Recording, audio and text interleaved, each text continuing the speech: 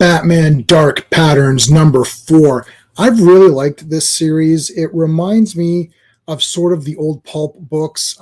Spider is my favorite. I also like Operator 5, of course, Shadow, Doc Savage, all these great characters. Avenger, really neat character. But Batman is so versatile. He can fight aliens and monsters, supernatural stuff.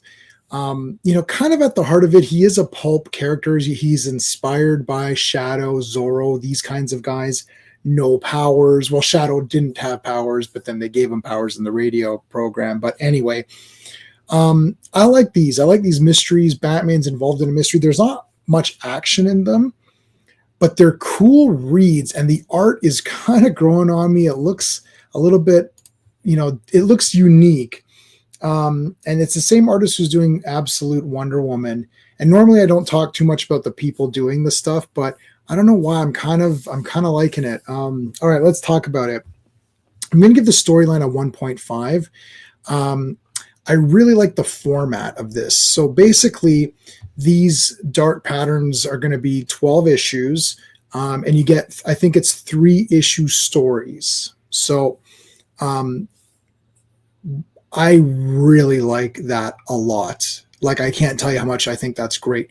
And if you can collect them into little editions, little trade paperbacks or whatever, that's perfect. So it starts off with a cop getting thrown out of this building, and he's all beat up. And it always starts with a murder. And there you got the doctor here, and you've got Commissioner Gordon. And it's like, what's going on? So storyline 1.5, Batman has to infiltrate this building. Think of The Raid. Think of Judge or Dredd, the Dredd movie, 2012 Dredd movie. Die Hard, whatever. He's going in the building, and he's got to find out what's going on, because there's also, the cop had a partner, and she has also been kidnapped, and they're holding her hostage. So Batman has to go in there and figure out what's going on. Now, it's not really a spoiler to say that the ventriloquist is involved, though, because we've seen already there's an alternate cover with him on there, but there's an asterisk to that, and I'm not going to spoil it. There's something different, right?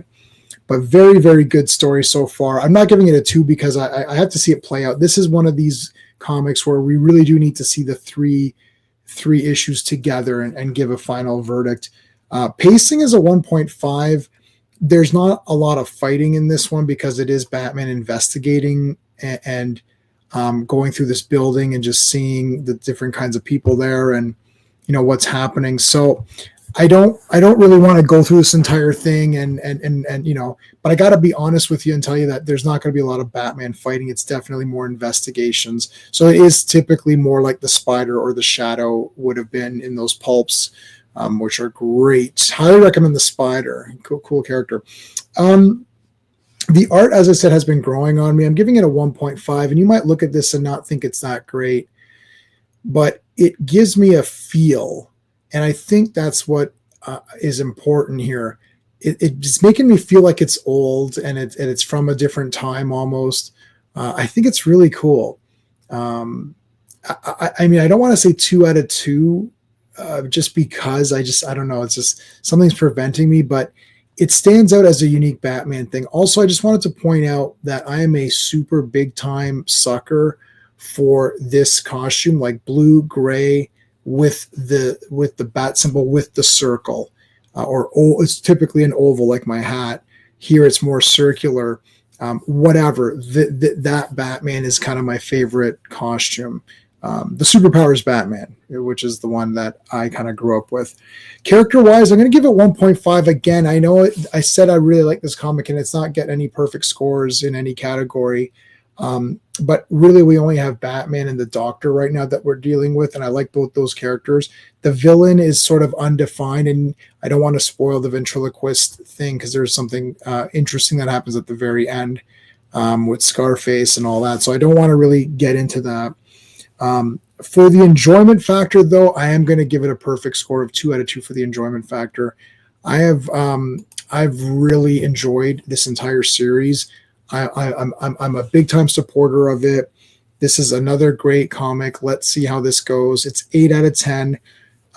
It might seem high to people. I don't know what people are thinking about this comic.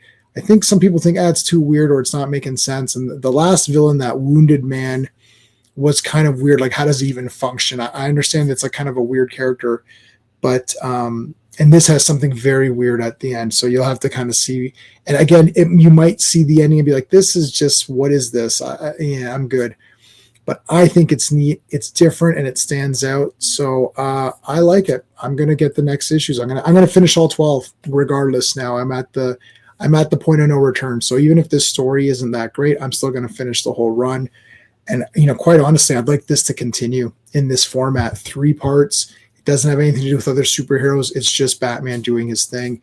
Love it. So love the concept, and the execution is great too. So that's it.